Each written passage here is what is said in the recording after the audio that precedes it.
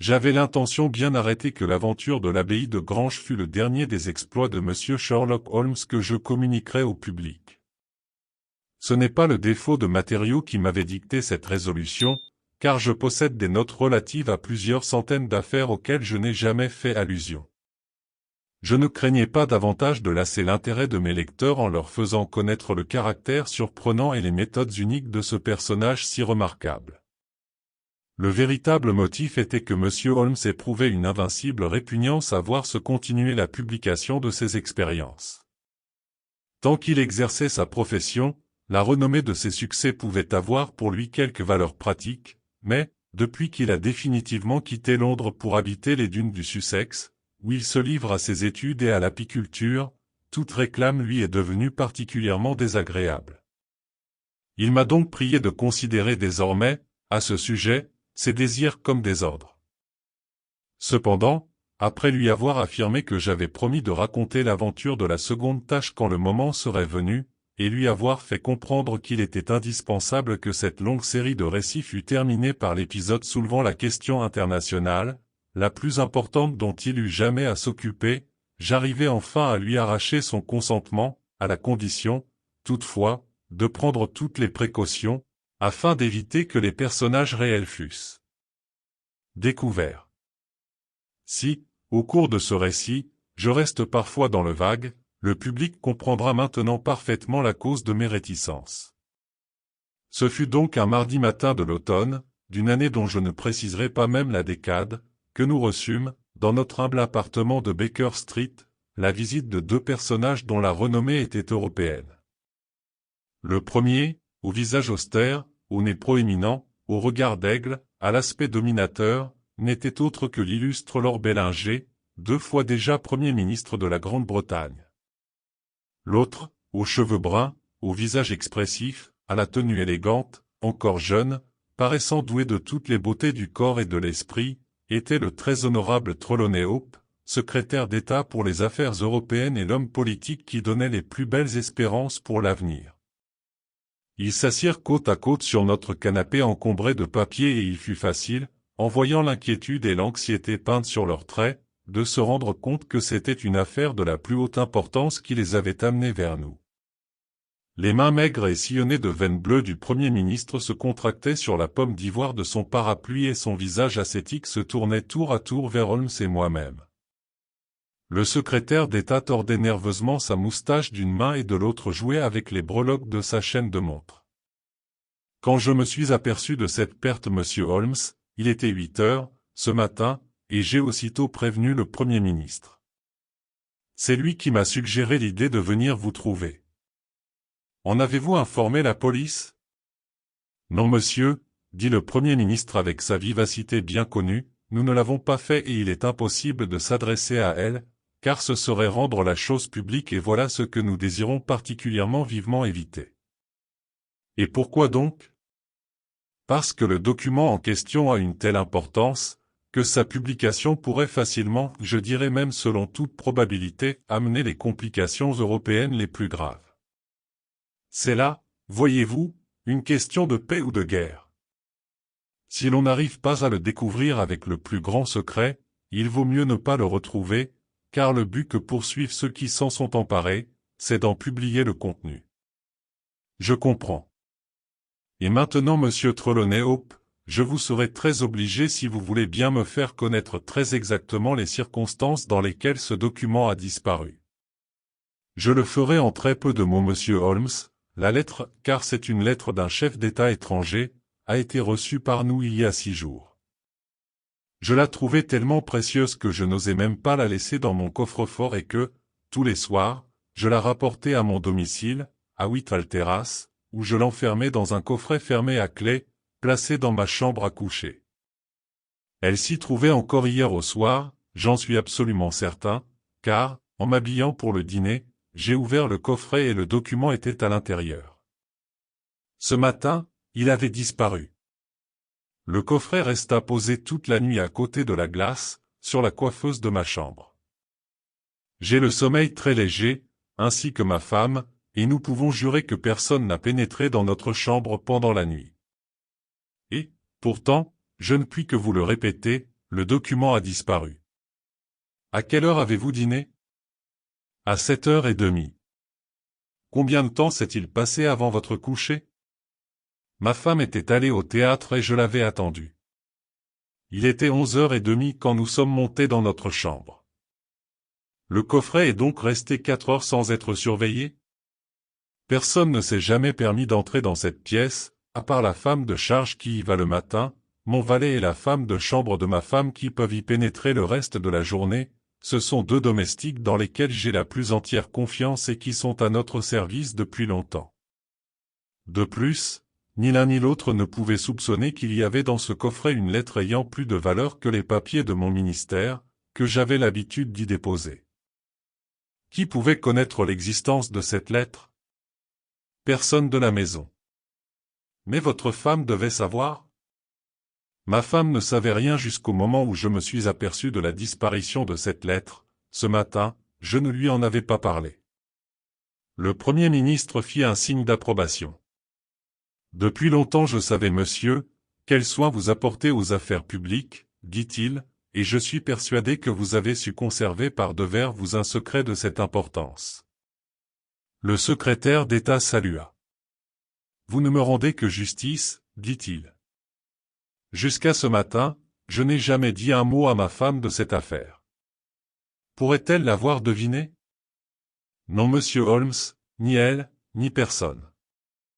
Avez-vous jamais constaté la disparition d'autres documents? Non, monsieur. Quelles sont, en Angleterre, les personnes qui connaissaient l'existence de cette lettre? Tous les membres du cabinet en ont été informés hier, mais la garantie du secret qui entoure chacune des réunions du Conseil a été encore augmentée par l'avertissement donné par le Premier ministre sur la gravité de la pièce communiquée.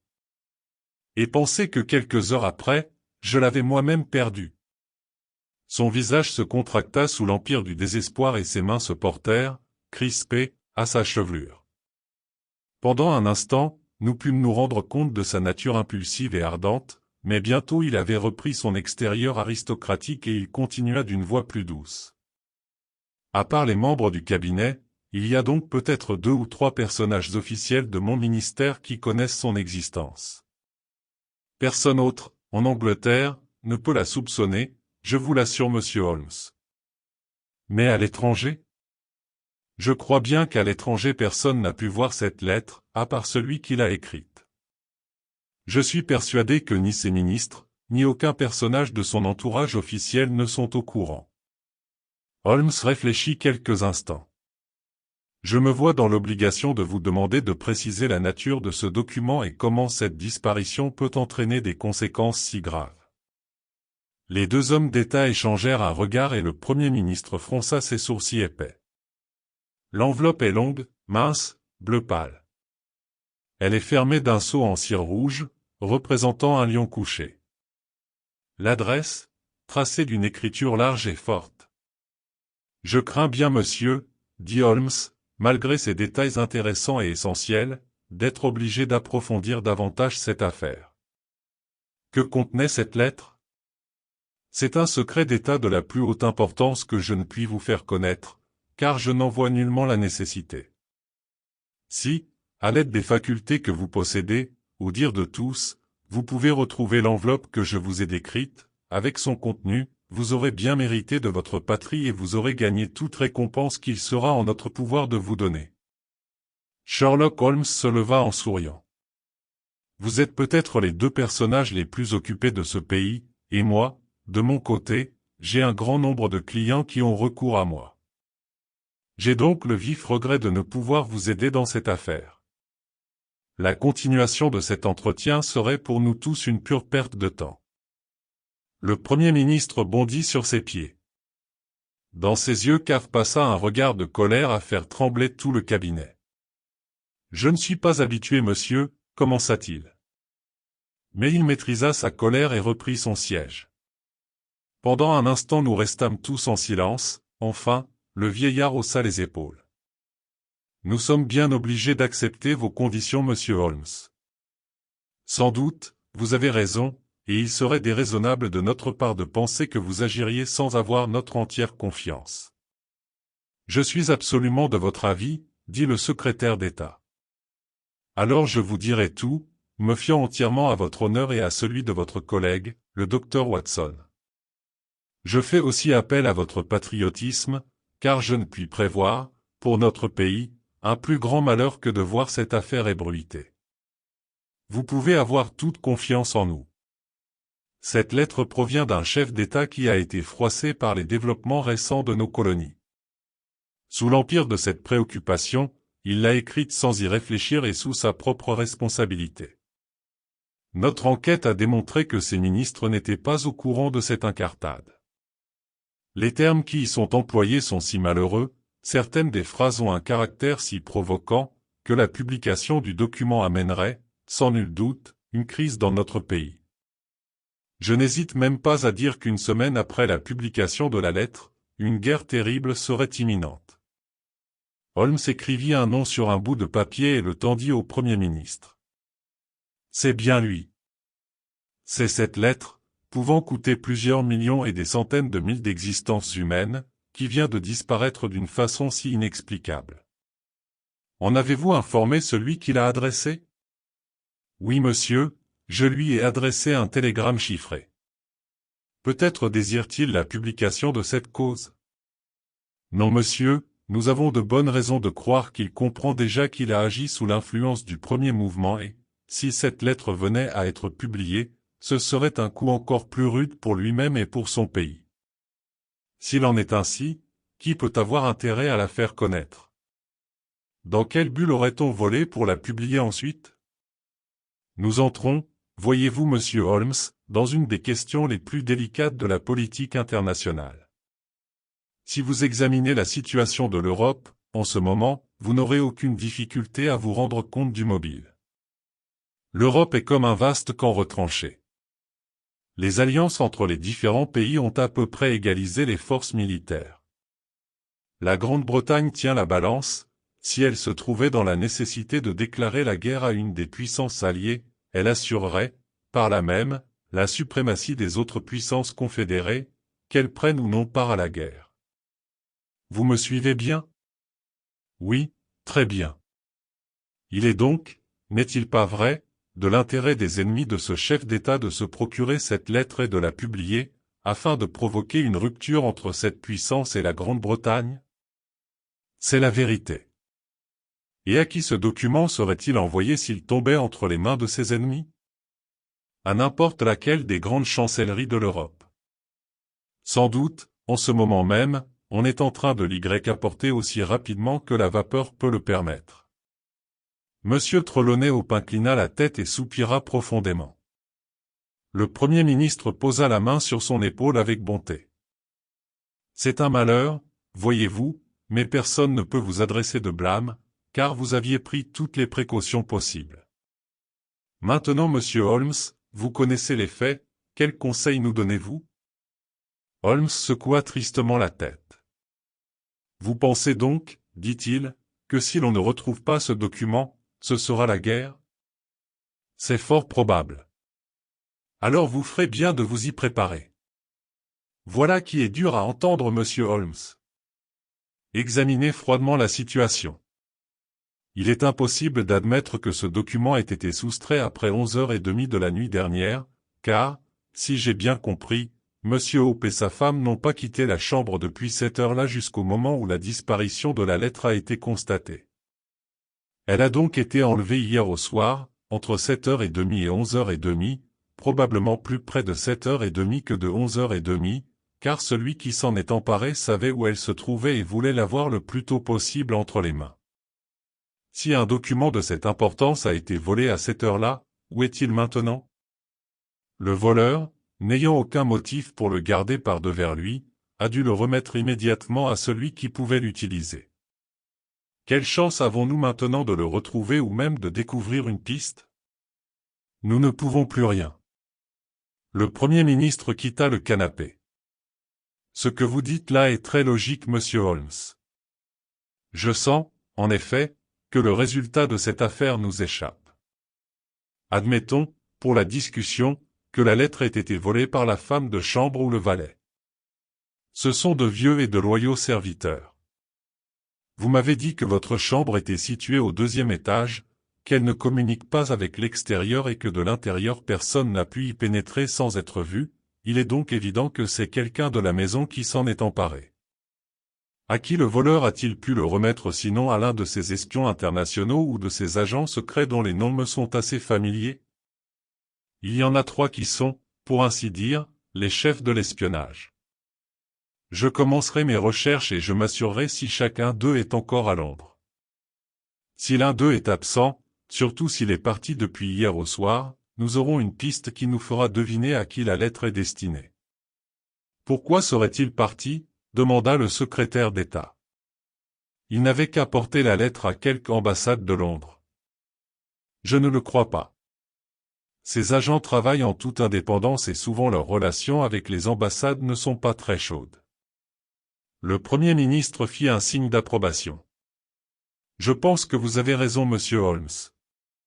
Il n'aurait certainement pas remis à une ambassade un document d'une telle valeur.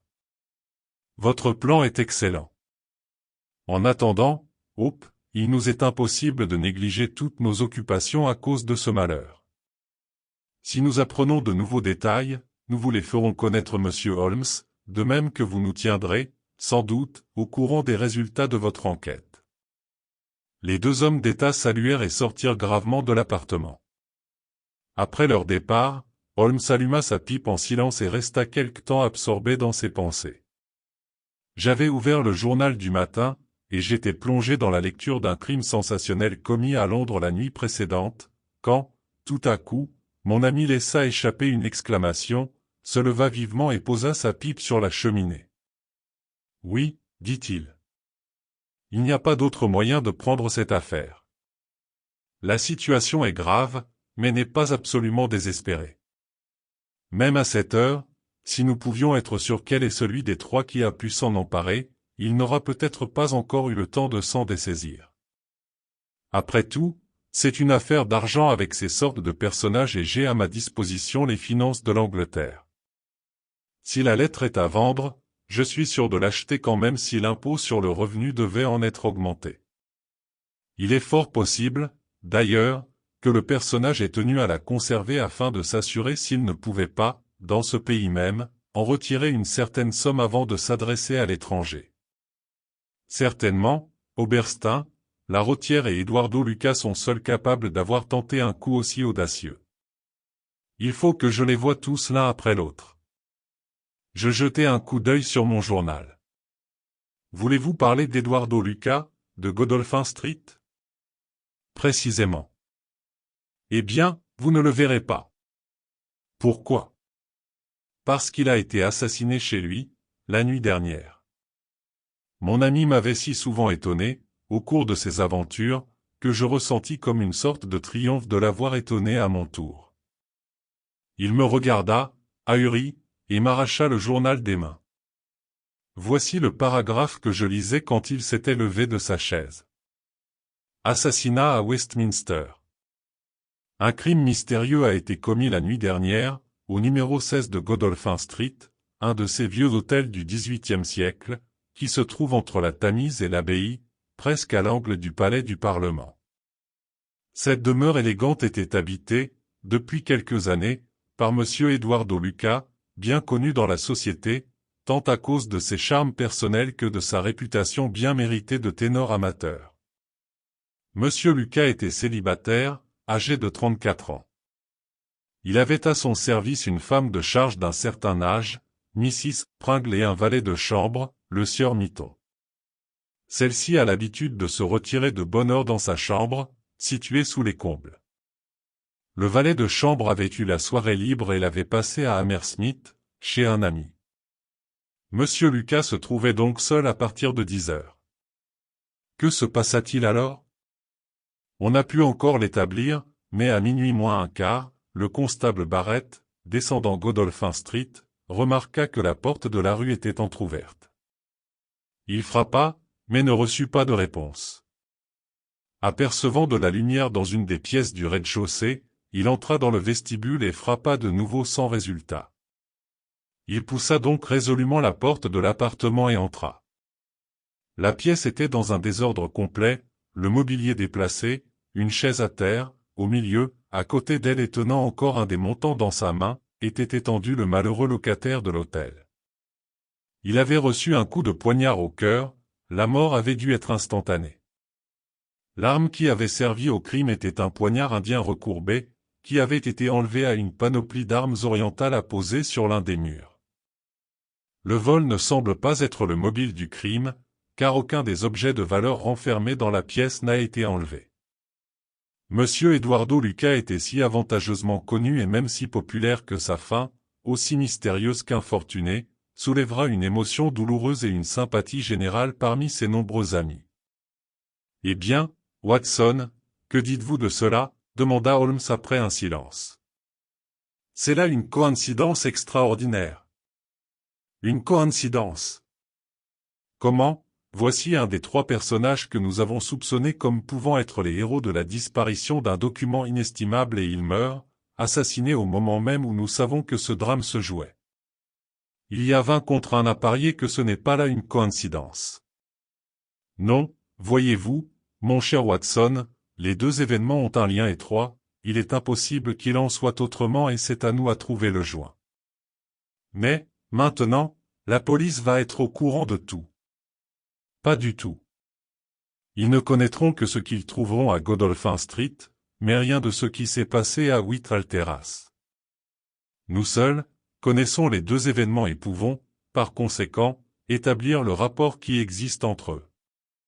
Ce qui est certain, c'est que mes soupçons se seraient, tout d'abord, portés sur Lucas, car son hôtel est à quelques minutes seulement de Whitehall Terrace, tandis que les 2 autres agents secrets dont j'ai parlé habitent l'extrémité ouest de Londres.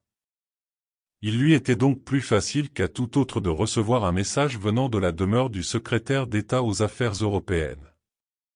C'est peut-être un détail, mais, quand les événements se précipitent en quelques heures, il peut être essentiel. Allons. Qu'est ceci ? Mrs. Hudson venait de faire son apparition, portant, sur un plateau, une carte de visite, sur laquelle Holmes jeta un coup d'œil et qu'il me tendit d'un air étonné. « Priez Lady Hilda Trelawney Hope d'avoir la bonté de monter jusqu'ici, » dit-il. Un instant plus tard notre modeste appartement, qui avait été l'objet d'une visite aussi sensationnelle ce matin-là, était honoré de la présence de la plus belle femme de Londres. J'avais souvent entendu parler de la beauté de la plus jeune des filles du duc de Belminster, mais toutes les descriptions, toutes les photographies ne m'avaient nullement préparé au charme délicat et au teint merveilleux de cette tête exquise. Et pourtant, par ce matin d'automne, ce n'eût pas été sa beauté qui eût tout d'abord frappé le regard d'un observateur. Le coloris de ses joues était merveilleux, mais l'émotion l'avait pâli, les yeux avaient l'éclat que donne la fièvre, les lèvres sensuelles étaient contractées par l'effort qu'elle faisait pour garder son sang-froid. Nous remarquâmes surtout l'expression de terreur peinte sur les traits de cette belle femme quand elle apparut à nos regards dans l'entrebâillement de la porte. « Mon mari est-il venu ici, monsieur Holmes ?» demanda-t-elle. « Oui, madame, il est venu. »« Je vous en supplie, monsieur Holmes, ne le prévenez pas de ma visite. » Holmes salua froidement et désigna un siège à la dame. « Votre seigneurie me place dans une situation fort délicate. Veuillez donc vous asseoir et me faire connaître le but de votre visite, mais il m'est impossible de vous faire une promesse sans condition. » Elle traversa la pièce et s'assit, le dos à la fenêtre, elle avait le port d'une reine, grande, gracieuse, féminine. « Monsieur Holmes, dit-elle tandis que ses mains gantées de blanc se crispaient, je vous parlerai franchement, avec l'espoir que vous agirez de même envers moi. Il y a entre mon mari et moi une confiance absolue, sauf sur un point. Je veux parler des affaires politiques. Là-dessus ses lèvres sont scellées. Je suis actuellement au courant de l'incident déplorable qui s'est produit cette nuit à la maison. Je sais qu'un document a disparu, mais, sous prétexte que cette affaire a trait à la politique, mon mari refuse de rien me faire connaître. Et pourtant il est essentiel que je sache entièrement de quoi il s'agit. À part quelques hommes d'État, votre ami et vous êtes les seuls à connaître les faits. Je vous supplie donc de me dire ce qui est arrivé, et quels sont les résultats à envisager.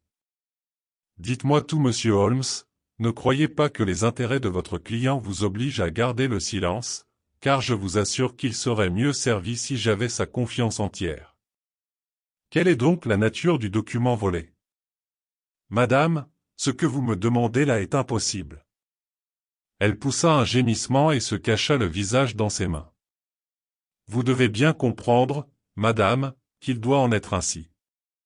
Si votre mari a trouvé bon de garder vis-à-vis de vous le silence sur cette affaire, est-ce à moi, qui ai tout appris sous le sceau du secret professionnel, de vous dire ce qu'il a voulu vous laisser ignorer? C'est impossible, c'est à lui seul que vous pouvez vous adresser. C'est ce que j'ai fait et ma dernière ressource m'a conduit vers vous. Sans me dire quelque chose d'absolument précis, monsieur Holmes, vous me rendriez un grand service si vous pouviez me fixer sur un point. Lequel, madame? La carrière de mon mari peut-elle souffrir de cet incident? Eh bien, madame, à moins que nous ne puissions y remédier, l'effet peut être désastreux. Ah, dit-elle. Et elle retint sa respiration comme une personne qui voit ses craintes justifiées. Encore une question, monsieur Holmes? D'après une phrase que mon mari a laissée échapper sous l'empire du premier mouvement, j'ai compris que la perte de ce document pourrait causer des calamités publiques? S'il vous l'a dit, je ne vous démentirai certes pas. Quelle pourrait en être la nature? Hélas. Madame, je ne puis vous en dire davantage. Alors je n'abuserai plus de vos instants. Je ne puis vous blâmer, monsieur Holmes, d'avoir refusé de me parler franchement et je suis sûr que, de votre côté, vous n'aurez pas mauvaise opinion de moi, parce que j'ai désiré, même contre sa volonté, partager les soucis de mon mari. Encore une fois, je vous prie de ne pas lui parler de ma visite. Elle se leva et nous jeta un dernier regard et sortit. Eh bien, Watson, le beau sexe est de votre ressort, dit Holmes avec un sourire quand le bruit de la porte du vestibule se ferma, mettant fin à un délicieux froufrou. Quelle partie joue cette belle dame? Où veut-elle en venir? Mais il me semble que sa déclaration est assez claire et son inquiétude bien naturelle. Avez-vous remarqué son attitude, Watson, son agitation, sa ténacité à poser des questions? Pourtant elle appartient à une caste qui ne montre pas à la légère ses émotions. Le fait est qu'elle était très émue. Rappelez-vous aussi l'ardeur avec laquelle elle a affirmé qu'il vaudrait mieux pour son mari qu'elle connût tous les détails de l'affaire. Que voulait-elle dire? Avez-vous remarqué aussi comme elle a eu soin de se tenir le dos à la lumière? Elle ne voulait pas qu'on pût lire ses impressions sur son visage. Oui, elle a choisi la seule chaise de l'appartement. Et pourtant, les mobiles qui font agir les femmes sont si impénétrables. Vous rappelez-vous celle de Margat que j'ai soupçonnée pour le même motif? Nous avons su plus tard qu'elle s'était ainsi assise parce qu'elle n'avait pas mis de poudre sur son nez. Comment bâtir une hypothèse sur le sable mouvant qui constitue l'imagination de la femme? Leurs actions les plus banales pouvant se rapporter aux choses les plus graves, leurs actes les plus extraordinaires peuvent dépendre d'une épingle à cheveux ou d'un fer à friser. Allons, au revoir, Watson. Vous partez? Oui, je vais passer la matinée à Godolphin Street avec nos vieux amis de la police. C'est là que je trouverai la solution de notre problème, bien que je n'ai pas encore la moindre idée de ce qui se passera. C'est une grande cause d'erreur que de tabler à l'avance sur les faits. Restez ici, mon brave Watson, afin de recevoir les visites s'il en vient. Je rentrerai pour déjeuner si je le puis. Pendant toute cette journée, celle du lendemain et du surlendemain, Holmes resta d'une humeur que ses amis n'eussent pas manqué de qualifier de taciturne et de morose. Il ne faisait qu'entrer et sortir, ne cessait pas de fumer, se mettait brusquement à jouer du violon pour retomber dans sa rêverie, mangeait quelques sandwichs aux heures les plus irrégulières et répondait à peine à mes questions. Il était évident que les choses n'allaient pas comme il voulait. Il tenait à garder le silence sur cette affaire. Ce fut seulement par les journaux que j'appris les détails de l'autopsie, puis l'arrestation et la mise en liberté de John Mitton, le valet de chambre de la victime. Le jury, présidé par le coroner, avait rendu un verdict d'assassinat, mais les assassins restaient introuvables. Le mobile du crime ne pouvait pas davantage être découvert. L'appartement était rempli d'objets de valeur qui n'avaient pas été touchés, les papiers de la victime n'avaient même pas été bouleversés. Ils furent examinés avec soin et l'on constata que M. Lucas étudiait beaucoup les questions de la politique internationale et se tenait au courant de tous les commérages. C'était un linguiste remarquable, un correspondant infatigable. Il était dans les meilleurs termes avec plusieurs hommes politiques de divers pays étrangers. Cependant, parmi les documents qui remplissaient ces tiroirs, on n'avait découvert rien de sensationnel.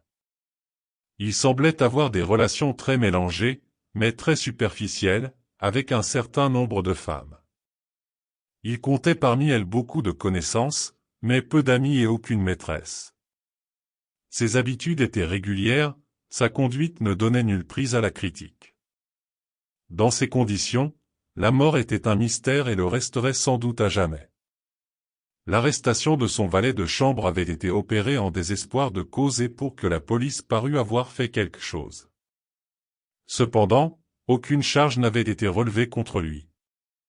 Il avait été cette nuit-là chez des amis à Hammersmith, son alibi était indiscutable. Il est vrai qu'il avait quitté cette localité à une heure qui lui eût permis de revenir par le chemin de fer à Westminster avant celle du crime, mais sa déclaration qu'il avait fait à pied la moitié du chemin parut fort plausible, car la nuit avait été splendide. Il n'était arrivé qu'à minuit et avait paru bouleversé par le drame inattendu.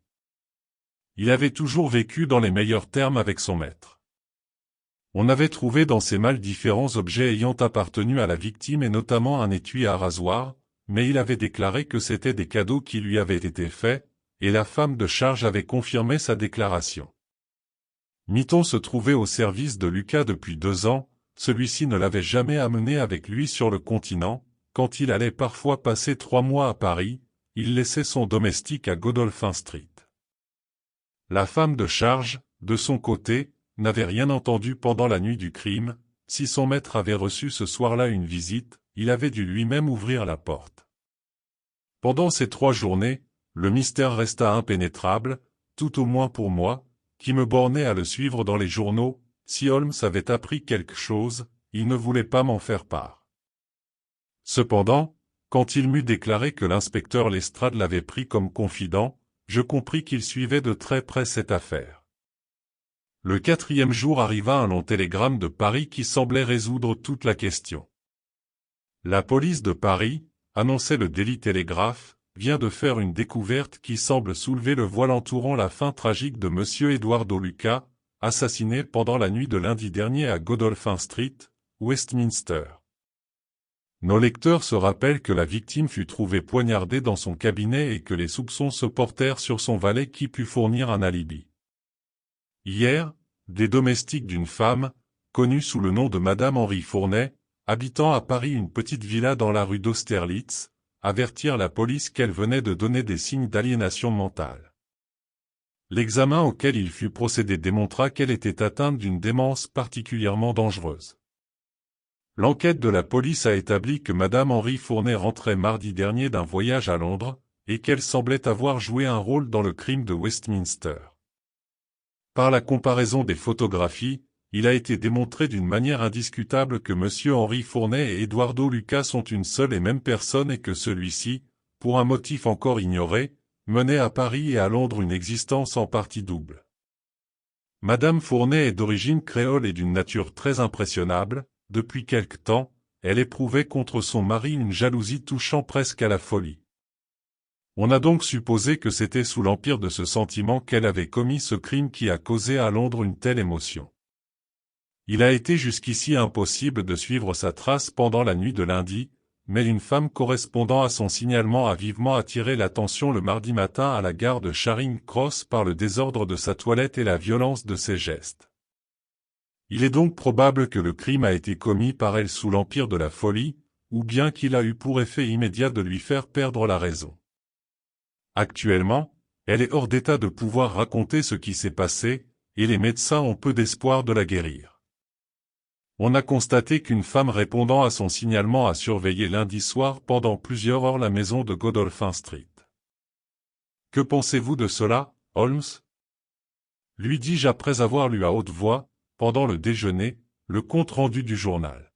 « Mon cher Watson, dit-il en se levant de table et en marchant de long en large dans la pièce, vous avez une patience d'ange, mais si je ne vous ai rien dit depuis 3 jours, c'est que je n'avais aucune nouvelle à vous apprendre, même à l'heure actuelle, ces renseignements de Paris ne nous sont pas d'un grand secours. En tout cas, cela résout le problème de la mort de cet homme. La mort de cet homme est un incident banal, comparé à la grandeur de notre tâche, qui est de retrouver ce document et d'éviter un conflit européen. La seule chose importante de ces 3 derniers jours est que rien ne s'est produit. Heure par heure, ou à peu près, je reçois un rapport du gouvernement, et il est certain qu'en ce moment il n'y a aucun signe d'orage dans l'horizon européen. Il est très certain que si ce document était lâché, mais c'est impossible. Cependant, si c'est impossible, où donc se trouve-t-il? Qui le possède? Pourquoi le retient-on? Voilà la question qui me martèle le cerveau. Est-ce une pure coïncidence que Lucas ait trouvé la mort la nuit même de la disparition de cette lettre? L'a-t-il jamais eue en sa possession? Si oui, pourquoi ne l'a-t-on pas trouvée parmi ses papiers? La femme l'aurait-elle emportée avec elle? Dans ce cas, elle doit être chez elle à Paris. Mais comment y pénétrer sans éveiller les soupçons de la police de Paris? Dans cette affaire, mon cher Watson, le concours de la justice est aussi dangereux pour nous qu'il l'est généralement pour les criminels. Tout est contre nous, et pourtant les intérêts en jeu sont immenses. Si je réussis, ce sera le couronnement glorieux de ma carrière. Ah! Voici mes dernières nouvelles du champ de bataille. Il regarda vivement un petit mot qu'on venait de lui remettre. Tiens! Lestrade paraît avoir trouvé quelque chose d'intéressant. Mettez votre chapeau, Watson, et tout en nous promenant nous irons ensemble à Westminster. C'était la première visite que je faisais au théâtre du crime. La maison était haute, étroite, sombre, massive comme le siècle même qu'il avait vu construire. Les yeux de bulldog de Lestrade nous regardaient de la fenêtre du rez-de-chaussée. Il nous souhaita chaleureusement la bienvenue dès que le gros constable nous eut ouvert la porte. L'appartement dans lequel nous fûmes introduits était celui où le crime avait été commis, on n'en trouvait d'autre trace qu'une tache sanglante sur le tapis occupant le milieu de la pièce au parquet superbe de vieux chêne. Au-dessus de la cheminée était appliquée une superbe panoplie composée d'armes dont une avait été enlevée pendant la nuit tragique. Auprès de la fenêtre était placé un bureau somptueux. Tous les détails de l'appartement, les tableaux, les tapis, les tentures, dénotaient un goût luxueux, presque efféminé. « Avez-vous lu les nouvelles de Paris ?» demanda Lestrade. Holmes fit un signe affirmatif. Nos amis de France semblent avoir trouvé la bonne piste et l'affaire a dû se passer comme ils le déclarent. La femme a sans doute frappé à la porte. La visite de sa femme a dû causer une vive surprise à Lucas qui avait soin de cacher les différents côtés de son existence. Il l'a certainement introduite, car il ne pouvait la laisser dans la rue, elle lui aura fait connaître comment elle avait découvert sa piste, n'aura pas manqué de lui adresser des reproches et, de fil en aiguille, s'emparant du poignard si facile à saisir, elle a accompli le drame que nous connaissons. Tout cela n'a pas dû se passer en un instant, car toutes les chaises ont été portées de ce côté-ci, et il en tenait encore une dans la main, comme s'il eût essayé, en se défendant, de tenir sa femme à distance. L'affaire est aussi claire pour nous que si nous y avions assisté. Holmes parut étonné. Pourtant, vous m'avez envoyé chercher? Ah! Oui, mais pour une autre affaire, un détail bizarre, mais je ne sais combien vous les aimez. Cela n'a rien à faire avec le crime, il n'y a aucun rapport possible. Qu'est-ce que c'est? Eh bien, vous savez qu'après un crime de ce genre nous avons grand soin de ne rien déplacer, c'est ce que nous avons fait comme toujours, nous avons même laissé ici un agent pour surveiller nuit et jour. Ce matin, après l'inhumation et la clôture de l'enquête en ce qui touchait cet appartement, nous avons cru devoir y mettre un peu d'ordre. Ce tapis que vous voyez là n'est pas cloué, ainsi que vous pouvez vous en rendre compte, il est simplement posé sur le parquet. Nous avons eu occasion de le soulever et nous avons trouvé. Vous avez trouvé? Le visage de Holmes respira la plus vive inquiétude. Je parie que vous ne le devinerez jamais. Vous voyez cette tache sur le tapis, elle aurait dû le traverser, n'est-ce pas? Sans nul doute. Eh bien, vous serez surpris de ne trouver aucune tache correspondante sur le parquet. Il n'y a aucune tache? C'est impossible. Cela paraît impossible, mais ce n'en est pas moins réel. Lestrade saisit un des coins du tapis dans la main et, en le retournant, il montra l'exactitude de ce qu'il avait affirmé. Mais pourtant, la tache a traversé le tapis, elle a dû forcément laisser une trace quelque part. Lestrade parut ravi d'avoir pu étonner l'expert si fameux. Je vais vous en donner maintenant l'explication. Il y a bien une tache sur le parquet mais elle ne correspond pas avec celle du tapis. Voyez vous-même. Tout en parlant, il releva un autre côté du tapis, et nous aperçûmes sur le parquet une autre grosse tache rouge. Que dites-vous de cela, monsieur Holmes? Comment? Mais c'est très simple. Les deux taches ont été évidemment à un moment superposées, mais le tapis a été changé de place. Comme il est carré et qu'il n'était pas cloué, c'était chose facile. La police officielle n'a pas besoin de vous pour être convaincu que le tapis a été déplacé, monsieur Holmes, c'est une chose évidente, car les taches se superposent exactement si on les compare, mais ce que je voudrais savoir, c'est qui l'a déplacé, et dans quel but. Je vis au visage de Holmes combien son intérêt était excité. Voyons, Lestrade, dit-il. Est-ce l'agent qui se trouve dans le vestibule qui a été chargé de la surveillance pendant tout le temps? Oui. Eh bien, suivez mon conseil.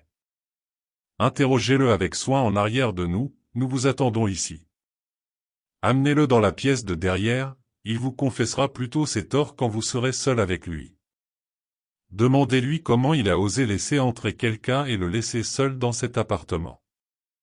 Ne lui demandez pas s'il l'a fait, mais laissez-lui entendre que vous en êtes sûr. Dites-lui que vous savez que quelqu'un est entré ici, pressez-le de questions, faites-lui connaître que le seul moyen d'obtenir son pardon est un aveu franc et loyal. Faites exactement ce que je vous dis. Pardieu, dit Lestrade, j'en aurai le fin mot. Il sortit vivement et, quelques instants plus tard, nous entendions sa voix qui résonnait dans le vestibule. Allons. Watson, s'écria Holmes très agité. Toute l'énergie de cet homme se marquait sous ces paroles indifférentes. Tout à coup, il arracha le tapis et se mit à genoux, tâtant de ses mains chacune des lames du parquet. Une d'elles bascula sous son effort comme l'eût fait la couverture d'une boîte et nous laissa apercevoir une petite cavité. Holmes y plongea rapidement la main, mais la retira avec un grognement de colère et de désappointement. Elle était vide. Vite. Watson, vite. Remettez tout en place. Nous eûmes juste le temps de refermer la boîte et de replacer le tapis quand nous entendîmes la voix de Lestrade dans le vestibule. À son retour, Holmes s'appuyait négligemment contre la cheminée avec un air de patience résigné, dissimulant une forte envie de bâiller. « Je suis désolé de vous faire attendre, monsieur Holmes. Je vois bien que cette affaire ne vous intéresse guère. Enfin, il a passé des aveux. Allons. Venez ici, Macpherson, et racontez à ces messieurs votre conduite inexcusable. » Le gros agent entra, il avait l'air très mortifié. « Je ne croyais pas mal faire, monsieur, je vous assure, dit-il. La jeune femme s'est présentée ici hier au soir, elle s'est trompée de maison, m'a-t-elle affirmé. Nous avons bavardé ensemble, ce n'est pas gai d'être de planton ici toute la journée. Et alors, qu'est-il arrivé? Elle m'a demandé à voir où le crime a été commis. Elle l'avait, disait-elle, appris par les journaux. C'était une jeune femme très comme il faut, monsieur. Je n'ai vu aucun inconvénient à lui permettre de jeter un coup d'œil ici.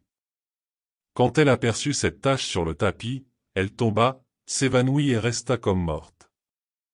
Je courus aussitôt dans la cour chercher un peu d'eau pour la faire revenir, mais en vain. Alors j'allai jusqu'au coin de l'avenue, à l'auberge d'Ivy-Plan, chercher du cognac. Quand je rentrai, je constatai qu'elle avait dû revenir à elle, car elle était partie, sans doute parce qu'elle se serait sentie gênée de se retrouver en face de moi. Qu'est-ce qui a déplacé le tapis? Il avait quelque peu bougé quand je suis rentré, mais cela s'explique facilement par ce fait qu'elle était tombée dessus et que, n'étant pas cloué, il a pu se glisser sur le parquet ciré. Je l'ai ensuite replacé. Voilà qui vous démontre que vous ne pouvez tromper ma clairvoyance, agent Macpherson, dit Lestrade avec dignité. Vous pensiez que votre faute ne serait jamais découverte, mais un simple coup d'œil sur ce tapis m'a démontré que quelqu'un était entré dans la pièce. C'est heureux pour vous, mon garçon, que rien n'y manque, car vous vous trouveriez dans de beaux draps. Je suis désolé de vous avoir dérangé pour si peu de choses, monsieur Holmes, mais j'avais pensé que le défaut de concordance des deux tâches vous intéresserait. Certainement, c'est très intéressant. Est-ce que cette femme n'est venue ici qu'une seule fois, dites-moi, l'agent? Oui, monsieur, une seule fois. La connaissez-vous? Je ne connais pas son nom, monsieur. Elle était venue répondre à une annonce demandant des dactylographes, elle s'était trompée de numéro. C'était une jeune femme très gentille. Grande? Belle? Oui, monsieur, bien faite, oui, elle était jolie. Quelqu'un dirait même qu'elle était très belle. Laissez-moi y jeter un coup d'œil, mon officier, me dit-elle. Elle avait, comme qui serait, des manières câlines et je ne pensais pas qu'il y eût grand mal à lui laisser passer la tête par la porte entrebâillée. Comment était-elle habillée?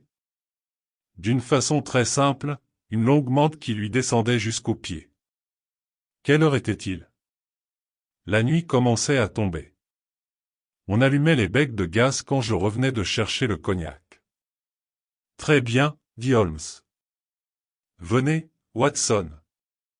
Je crois que nous avons par ailleurs du travail plus important.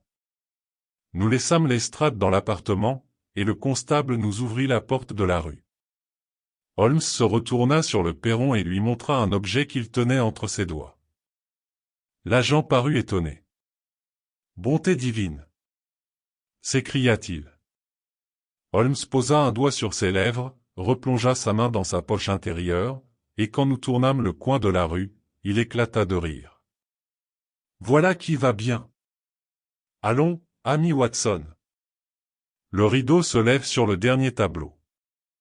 Vous serez sans doute heureux d'apprendre qu'il n'y aura pas de guerre, que la carrière du très honorable Trelawney Hope ne subira aucune entrave, que l'imprudent souverain ne recevra pas le châtiment mérité, que le Premier ministre n'aura pas à envisager la possibilité de complications européennes, et que, avec un peu de tact de notre part, personne n'aura à souffrir de ce qui aurait pu devenir une formidable catastrophe. Mon esprit se remplit d'admiration pour cet homme extraordinaire. Vous avez déchiffré l'énigme? M'écriai-je. Pas tout à fait, Watson. Il y a certains détails qui sont encore obscurs, mais nous avons déjà découvert tant de points que ce serait extraordinaire si nous ne trouvions pas les autres. Nous allons nous rendre directement à Whitehall Terrace afin de hâter le dénouement. Quand nous arrivâmes chez le secrétaire d'État, ce fut Lady Trelawney Hope que Holmes demanda, et l'on nous fit entrer dans un petit salon. « Monsieur Holmes !» s'écria-t-elle en entrant le visage rouge d'indignation. « Voilà un acte indigne de votre part. Ainsi que je vous l'avais expliqué, je vous avais demandé de garder le secret sur la visite que je vous avais faite, de crainte que mon mari ne vînt à croire que je désire connaître ses affaires. Et pourtant, vous ne craignez pas de me compromettre en venant ici, de façon à établir que nous nous connaissons. Malheureusement, madame, je ne pouvais agir autrement. J'ai été chargé de la mission de retrouver ce document si important et, dans ces conditions, je suis obligé de vous prier de vouloir bien me le remettre. » La jeune femme bondit de son siège, elle était devenue très pâle, son regard se troubla et elle chancela comme si elle allait s'évanouir. Cependant, par un suprême effort, reprenant son sang-froid et paraissant en proie à la fois à l'indignation et à l'étonnement. « Vous m'insultez. Monsieur Holmes. Allons, allons, madame, tout ceci est inutile, donnez-moi la lettre. » Elle étendit la main sur un timbre. « Je vais vous faire reconduire. » Ne sonnez pas, Lady Hilda. Si vous le faites, tous mes efforts en vue d'éviter un scandale auront été faits en pure perte. Donnez-moi la lettre, et tout se terminera bien. Si vous voulez m'en donner les moyens, j'arrangerai tout. Si vous luttez contre moi, je me verrai dans l'obligation de vous démasquer. Elle s'arrêta hésitante, avec son port de reine, ses yeux fixés sur mon ami comme si elle voulait lire au fond de son âme. Sa main était posée sur le timbre, mais elle ne sonna pas. Vous cherchez à m'effrayer, c'est lâche de votre part de venir chez elle intimider une femme. Vous dites que vous savez quelque chose, et quoi donc? Asseyez-vous, je vous prie, madame. Si vous tombiez, vous pourriez vous faire mal. Je ne parlerai pas avant que vous soyez assise. Elle s'assit. Je vous donne 5 minutes, monsieur Holmes. Une seule me suffit, Lady Hilda. Je connais votre visite chez Eduardo Luca, je sais que vous lui avez remis ce document, j'ai appris avec quelle habileté vous aviez pu, la nuit dernière, retourner dans l'appartement et vous emparer de la lettre placée dans la cachette sous le tapis. Elle regarda Holmes, le visage livide. Elle respira longuement, à 2 reprises, avant de répondre. Vous êtes fou, monsieur Holmes. Vous êtes fou, dit-elle enfin. Il sortit de sa poche un morceau de carton sur lequel se trouvait une tête de femme découpée d'une photographie. Je m'étais muni de votre photographie pensant qu'elle pourrait m'être utile, et l'agent de police la reconnut. Elle eut un soupir convulsif et sa tête s'affaissa sur le dossier de son fauteuil. Allons, Lady Hilda, vous avez la lettre. L'affaire peut être encore arrangée. Je n'ai pas le moindre désir de vous causer d'ennui. Mon rôle sera terminé quand j'aurai remis à votre mari le document perdu. Suivez donc mes conseils et soyez franche envers moi. C'est votre seul moyen de salut. Elle avait encore trop d'orgueil pour s'avouer vaincue. Je vous répète, monsieur Holmes, que vous êtes le jouet d'une horrible illusion. Holmes se leva. Je suis désolé pour vous, Lady Hilda. J'ai fait tout ce que j'ai pu. Je vois maintenant que mes efforts sont vains. Il sonna et le majordome fit son apparition. Monsieur Trelawney opère-t-il ici? Non, monsieur, mais il y sera à 1h moins le quart. Holmes regarda sa montre. Encore un quart d'heure, dit-il. C'est bien, j'attendrai. Le majordome avait à peine fermé la porte derrière lui, que Lady Hilda s'était jetée aux genoux de Holmes, les mains suppliantes, son beau visage noyé de larmes tourné vers lui. Épargnez-moi, monsieur Holmes. Épargnez-moi. Supplia-t-elle. Pour l'amour de Dieu, ne dites rien à mon mari. Je l'aime tant. Toute sa vie en serait assombrie, votre récit lui briserait le cœur. Holmes la releva. Je suis heureux, madame, que vous ayez, même si tardivement, recouvré votre bon sens. Il n'y a pas un instant à perdre. Où est la lettre? Elle alla à son secrétaire, l'ouvrit et en retira une large enveloppe bleue. La voici, monsieur Holmes. Plus à Dieu que je ne l'eusse jamais vue. Comment la lui rendre? Murmura Holmes. Il nous faut trouver rapidement un moyen. Où est son coffret? Il est encore dans sa chambre. Quelle chance! Apportez-le-moi vite, madame. Un instant après, elle revint avec le coffret. Comment aviez-vous pu l'ouvrir? Vous aviez sans doute une double clé. C'est évident, ouvrez-le, maintenant. Lady Hilda tira de son sein une petite clé et ouvrit le coffret bondé de papier. Holmes déposa l'enveloppe bleue au milieu de ceux-ci entre les feuilles d'un autre document, referma la boîte et la fit remettre dans la chambre à coucher. Maintenant il peut revenir, nous sommes prêts. S'écria-t-il. Nous avons même encore 10 minutes. Je vais m'arranger pour qu'on ne puisse vous soupçonner, Lady Hilda. En retour, vous allez passer les quelques instants qui nous restent à me raconter cette histoire extraordinaire. Je vous dirai tout, monsieur Holmes. S'écria-t-elle.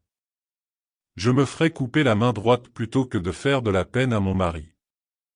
Il n'y a pas une femme à Londres qui aime son mari plus que moi. Et pourtant, s'il savait ce que j'ai été obligé de faire, jamais il ne me pardonnerait. Il a le sentiment de l'honneur à un si haut degré qu'il ne pourrait excuser une faute commise. Aidez-moi, monsieur Holmes, mon bonheur et le sien, notre vie même sont en jeu. Hâtez-vous, madame, car le temps presse. Jadis, avant mon mariage, j'avais écrit une lettre un peu ardente, c'était une folie de jeune fille confiante et aimante. Je ne croyais pas mal faire, mais lui l'aurait trouvée criminelle. S'il avait lu cette lettre, sa confiance eût été à jamais détruite. Voilà des années de cela. Je croyais que tout était oublié. Enfin, j'appris que Lucas l'avait en sa possession et qu'il voulait la donner à mon mari. J'implorai sa pitié et il me promit de me la rendre si je pouvais lui apporter un certain document qu'il me décrivit et qui se trouvait dans le coffret. Il avait su son existence par quelque espion des bureaux du ministère. Il m'assura qu'en aucune façon mon acte ne pourrait faire de tort à mon mari. Mettez-vous à ma place, monsieur Holmes, que pouvais-je faire? Tout avouer à votre mari. C'était impossible, monsieur Holmes. D'un côté, je sentais la ruine certaine, de l'autre, bien qu'il me semblât abominable de prendre un document, je ne pouvais en comprendre les conséquences politiques. J'obéis, monsieur Holmes, je réussis à prendre l'empreinte de la clé, et c'est Lucas lui-même qui en fit fabriquer une fausse. J'ouvris donc le coffret, pris le document et l'apportai à Godolphin Street. Que se produisit-il là-bas? Je frappai à la porte comme il était convenu. Lucas m'ouvrit lui-même. Je le suivis dans son cabinet, laissant la porte du vestibule entr'ouverte, craignant de rester seul avec cet homme. Je me rappelle qu'au moment où je pénétrai j'aperçus une femme au dehors. Notre affaire fut vite réglée. Ma lettre se trouvait sur son bureau, je lui tendis le document et il me la remit. Au même instant, nous entendîmes un bruit à la porte suivi de pas dans le vestibule. Lucas retourna vivement le tapis, posa le document dans une cachette qui se trouvait dessous et le replaça. Ce qui se produisit ensuite me parut un horrible cauchemar. J'ai la vision d'avoir aperçu une figure sombre et forcenée, d'avoir entendu une voix de femme crier en français, « Je ne me suis pas trompé. Enfin, je vous trouve avec elle. » J'entrevis ensuite une lutte sauvage. L'homme avait une chaise à la main, entre celles de la femme brillait un poignard. Je m'enfuis hors de la maison, terrifié, et ce fut seulement le lendemain, par les journaux, que j'appris l'horrible dénouement. J'avais passé une nuit heureuse, car j'avais repris ma lettre, et je ne prévoyais pas ce que l'avenir me réservait. Ce fut le lendemain matin que je me rendis compte que mon inquiétude n'avait fait que changer d'objet. L'épouvante de mon mari, quand il constata la disparition du document, maladroit au cœur et j'eus peine à me retenir de me jeter à ses genoux et de tout avouer. La crainte d'être obligé de confesser tout le passé me retint et je vins vous voir ce matin-là pour connaître l'étendue de ma faute. À partir de cet instant, je n'avais plus qu'une idée, celle de retrouver la lettre perdue. Elle devait encore être là où Lucas l'avait mise, car il l'avait cachée avant que la femme entrât dans la pièce et, sans son arrivée soudaine, je n'aurais jamais connu l'existence de sa cachette. Comment pouvais-je entrer dans l'appartement? Pendant 2 jours, je surveillais la maison, mais je ne vis pas une seule fois la porte ouverte. Hier au soir, je fis une dernière tentative. Vous savez comment j'ai réussi. Je rapportai le document, songeant à le détruire pour ne pas avouer ma faute à mon mari. Ciel! J'entends son pas dans l'escalier. Le secrétaire d'État entra vivement dans le petit salon. Avez-vous des nouvelles, monsieur Holmes? J'ai quelque espoir. Ah! Dieu soit loué! Son visage devint radieux. Le Premier ministre déjeune chez moi. Puisse-t-il partager vos espérances? Il a des nerfs d'acier et pourtant, je sais qu'il a à peine dormi depuis le terrible événement. Jacob Sprier aime le Premier ministre de monter. Quant à vous, ma chère amie, nous vous rejoindrons tout à l'heure dans la salle à manger, car nous avons à traiter des affaires politiques. Les manières du Premier ministre étaient plus calmes, mais, À l'éclair de ses yeux et au tremblement de ses mains, je compris qu'il partageait l'agitation de son jeune collègue. « Je vois bien que vous avez quelque chose à nous dire, monsieur Holmes. »« Les résultats sont négatifs jusqu'à présent, » répondit mon ami, « mais j'ai fait une enquête partout où le document pouvait se trouver et je suis sûr qu'il n'y a aucun danger à redouter. » « Ça ne suffit pas. Il est impossible de vivre sur un tel volcan. Il faut obtenir quelque chose de plus positif. J'ai grand espoir d'y arriver et c'est pourquoi je suis ici. Plus je pense à cette affaire et plus je suis convaincu que la lettre n'a jamais quitté la maison. Monsieur Holmes, si elle avait été réellement volée, à l'heure actuelle, elle serait devenue publique. Et pourquoi l'aurait-on prise pour la garder ici? Je ne suis nullement convaincu qu'on l'ait prise. Alors, comment est-elle disparue du coffret? Je ne suis pas convaincu qu'elle en soit disparue. Monsieur Holmes, c'est là une plaisanterie déplacée, vous avez ma parole qu'elle ne s'y trouve plus. Avez-vous examiné le coffret depuis mardi matin? Non, car c'était absolument inutile. Peut-être, sous l'empire de votre préoccupation, ne l'avez-vous pas remarqué au cours de vos recherches? C'est impossible. Je n'en suis pas convaincu, ce sont des choses qui arrivent quelquefois. Vous avez bien d'autres papiers dans ce coffret, la lettre a pu glisser dans l'un d'eux. Je l'avais placé sur le dessus. Le coffret ayant été secoué a pu déplacer le document. Non, non, j'ai tout sorti. Voyons, c'est facile à vérifier, Hope, dit le Premier ministre, faites apporter le coffret et nous verrons. Le secrétaire d'État sonna. Jacobs, descendez-moi mon coffret. C'est une pure perte de temps, mais je tiens à vous convaincre. Allons, merci, Jacobs, posez-le ici. Je porte constamment la clé pendue à ma chaîne de montre. Voici les papiers, voyez-vous. Une lettre de Lord Merrow, un rapport de Sir Charles Hardy, un mémorandum de Belgrade, une note des impôts sur les grains en Russie et en Allemagne, une lettre de Madrid, une note de Lord Flowers. Grand Dieu! Qu'est-ce ceci? Lord Bellinger. Le Premier ministre lui arracha l'enveloppe qu'il tenait à la main. C'est bien elle, intacte. Je vous félicite, mon cher Hope. Merci. Merci, quel poids de moins. Mais c'est inconcevable. Vous êtes un sorcier, monsieur Holmes. Comment avez-vous pu deviner qu'elle était là? Parce que j'avais établi qu'elle ne pouvait être ailleurs. Je ne puis en croire mes yeux, dit-il, et courant vers la porte, où est ma femme? Il faut que je la rassure, Hilda. Hilda. Nous entendîmes sa voix dans l'escalier. Le Premier ministre lança sur Holmes un regard perçant.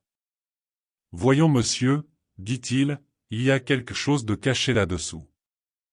Comment la lettre s'est-elle retrouvée dans le coffret? Holmes se détourna en souriant pour éviter son regard pénétrant.